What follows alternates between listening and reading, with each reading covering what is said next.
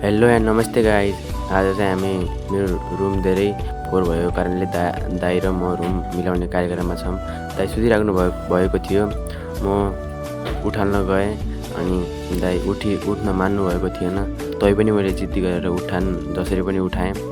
त्यसपछि दाइ एकछिन बस्नुभयो अनि हामी दुई भाइ बिना आफ्नो कामतिर लाग्यौँ। दाइ आफ्नो काम गर्न लाग्नुभयो र म आफ्नो काम गर्न लागेँ। दाइले टेबलमाथिको काम भन्दा नि सामान मिलाउन लाग्नुभयो र म खाटमाथिको सामान मिलाउन लागेँ। मेरो काम चाहिँ सधैँ छिटो नै हुन्छ गाइज। दाइको काम चाहिँ हल्का ढिला नै हुन्छ।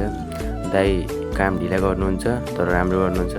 तर मेरो काम छिटो हुन्छ तर राम्रो हुन्छ। अनि दाइले टेबलमाथिको सामान फेरि मिलाउन लाग्नुभयो र म बेडसिट मिलाउन लागेँ।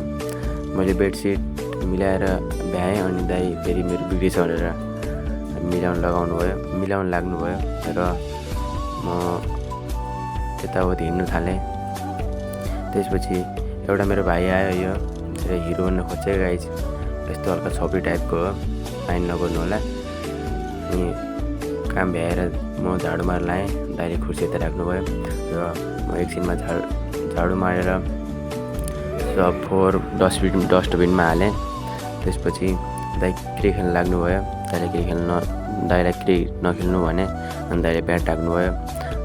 अनि रुम मिलाइसकेपछि गाइज फाइनल लुक चाहिँ यही हो, देख्न सक्नुहुन्छ। मन परेमा एउटा लाइक गर्नु होला। ल आजलाई यति नै। By by guys.